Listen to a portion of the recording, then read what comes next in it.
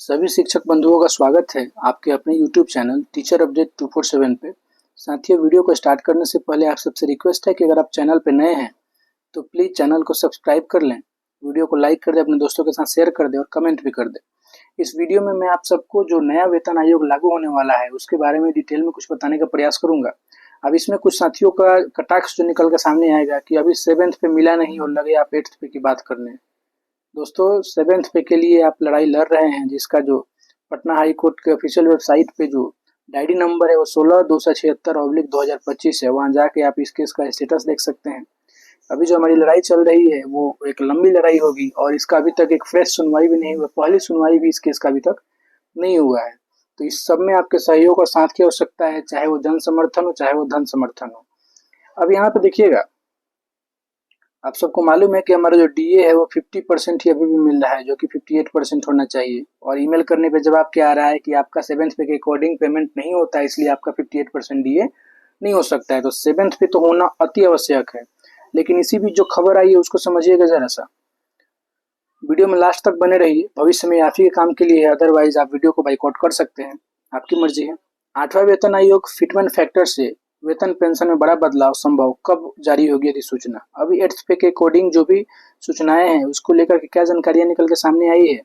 तो 8th पे commission update, केंद्र सरकार ने जनवरी 2025 से 8वें वे केंद्रीय वेतन आयोग यानी 8th पे कमीशन को मंजूरी दे दी है, लेकिन इसकी आधिकारिक अधिसूचना अभी तक जारी नहीं किया गया है। ऑफिशियल जो नोटिफिकेशन है अभी तक ऐसा कुछ नहीं आया है। आयोग के अध्यक्ष और सदस्यों के नाम भी अभी तक तय नहीं हुए। आपको लग रहा है कि जनवरी में लागू हो जाएगा? नहीं लागू होगा। हर हाल में जनवरी से एरिया जरूर मिल जाएगा, लेकिन बिहार तक आते आते मेरे अकॉर्डिंग ये 2028 पहुंच जाएगा निश्चित तौर पे। वित्त मंत्रालय के राज्य मंत्री पंकज चौधरी ने राज्यसभा में जानकारी दी थी कि राज्य सरकार इस मामले में एक्टिव रूप से काम कर रही है।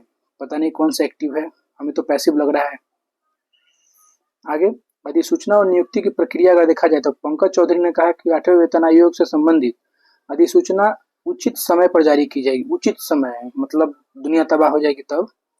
आयोग के गठन के बाद उनके अध्यक्ष और सदस्यों की नियुक्ति की जाएगी। इसके साथ ही सरकार राज्य सरकारों से परामर्श भी कर रही है कि आयोग के गठन की घोषणा जल्द हो सकती है।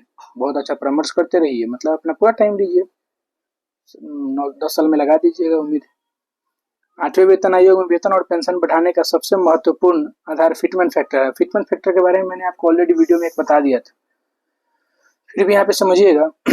यह एक गुणात्मक गुणांक है, एक न्यूमेरिकल एक तरह से ये कोफिशिएंट है ना, जिसके जरिए कर्मचारियों और पेंशनर्स के नए वेतन और पेंशन की राशि निर्धारित की जाती है। सरल भाषा में समझिए तो नया वेतन जो आपका 8th पे के अकॉर्डिंग होगा बेसिक वेतन इंटू फिटमेंट फैक्टर। मान लीजिए इसको एग्जाम्पल से मैं समझा रहा हूँ, जरा यहाँ पे केयरफुली देखिए। सपोज आपका 30,000 बेसिक पे है अकॉर्डिंग, मान लीजिए अभी ये जस्ट फॉर सपोजिशन 30,000 आपका जो है बेसिक पे है। अगर 1.98 फिटमेंट फैक्टर डिसाइड होता है तो आपके मूल वेतन से 1.98 का मल्टीप्लिकेशन होगा और ये गुना करने पे लगभग आपका 59,000 के समथिंग के आसपास आएगा। ये आपका मूल वेतन बन जाएगा 8th पे के अकॉर्डिंग। यानी बात समझ रहे हैं कि इससे कोई फर्क नहीं पड़ता अभी आपका मूल वेतन कितना है, फर्क इससे पड़ता है। फिटमेंट फैक्टर जो है 8th पे के अकॉर्डिंग गवर्नमेंट के द्वारा या जो भी आयोग का गठन होगा उस आयोग के द्वारा फिटमेंट फैक्टर क्या डिसाइड किया जाता है। ठीक है, फिटमेंट फैक्टर एक बहुत इंपॉर्टेंट रोल प्ले करने वाला है। अब फिटमेंट फैक्टर तय कैसे होता है? तो वर्तमान में महंगाई भत्ता डीए 58% है, जो 8वें वेतन आयोग लागू होने तक 60% तक पहुंच सकता है। 8th पे के लागू होते होते 60% पहुंच जाएगा, ऐसा अनुमान है। ठीक है, इस स्थिति के आधार पर फिटमेंट फैक्टर 1.60 माना जा सकता है ना। एक न्यूज आया था 1.86, एक न्यूज आया था 1.98, अब ये घट के 1.60 हो गया है। हमें तो लग रहा है कि 1 गुना मत हो जाए। इसके बाद इसमें 10% से 30% तक वृद्धि संभव है, मतलब फिटमेंट फैक्टर 1.6 माना जा रहा है और इसमें इंक्रीमेंट जो है लगभग 10 to 30% हो जाएगा। इस आधार पे अगर 20% की बढ़ोतरी होती है तो 1.92 हो जाएगा फिटमेंट फैक्टर, और 30% अगर बढ़ता है तो 2.08 हो जाता है। अब अगर मैंने जो एग्जांपल दिया था, मान लीजिए कि 30,000 आपका बेसिक पे बन रहा है इसमें अगर 1.92 से गुना करिएगा तो गुना करने पे जो भी आपका अमाउंट आएगा वो अमाउंट क्या हो जाएगा, तो वो अमाउंट हो जाएगा आपका 8वें वेतन आयोग के तहत बेसिक पे। लेकिन अगर फिटमेंट फैक्टर 1.92 ना हो करके ये 2.08 हो जाता है तो आप देख सकते हैं कि दुगुने से भी ज़्यादा 2.08 अगर हो रहा है तो 30,000 गुने 2.08 ये आपका नया बेसिक पे होगा, जो कि सैलरी में समझिए कि डबल से भी ज़्यादा आप में एक अच्छा खासा हाइक देखने को मिल सकता है। ठीक है, फिटमेंट फैक्टर का जो एक निर्धारित सीमा हो सकता है, एक जो अनुमान हो सकता है क्या है, इस प्रकार 8वें वेतन आयोग में फिटमेंट फैक्टर की सीमा 1.8 से 2.08 के बीच रहने की संभावना है। 1.8 भी रहे तो काफी अच्छा खासा हाइक देखने को मिलेगा और 2.0 हो तब तो भाई सारे कर्मचारियों की बल्ले बल्ले है।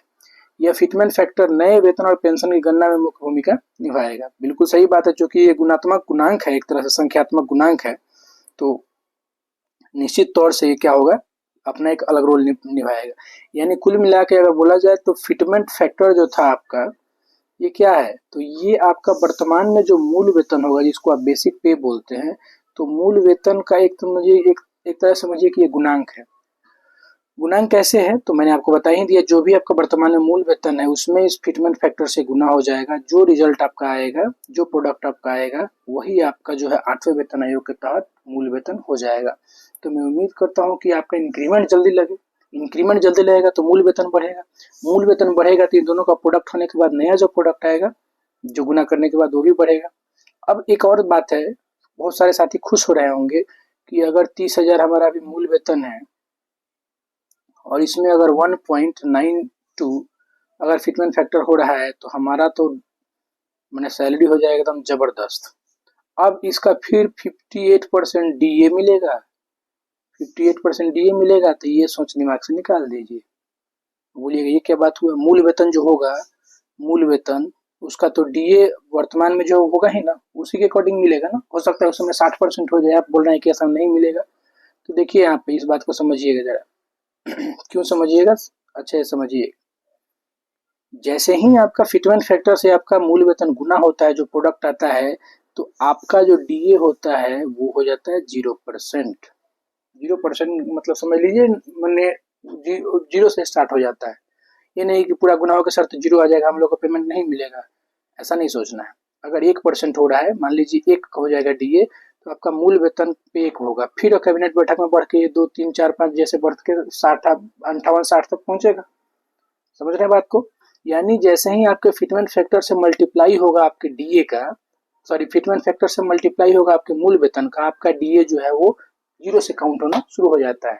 तो ये नहीं सोचिएगा कि हमारा पेमेंट जो है मतलब 10 गुना बढ़ जाएगा, ऐसी भी बात नहीं है।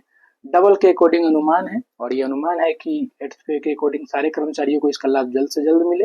बाकी बिहार में लागू होते होते इसको लगभग 3 साल लग जाएंगे, ऐसा मेरा अनुमान है। बाकी आप इस 8th पे कमीशन में अपना अपना राय जो दे सकते हैं, कमेंट के माध्यम से दे सकते हैं। फिर से एक रिक्वेस्ट, चलते चलते चैनल को सब्सक्राइब कर ले, वीडियो को लाइक कर दे, अपने दोस्तों के साथ शेयर कर दे। बाकी जो आप सोचते हैं इस वीडियो के बारे में, चैनल के बारे में, कमेंट जरूर करें। मिलते हैं नेक्स्ट वीडियो में, अपना ख्याल रखें। थैंक यू सो मच, जय हिंद।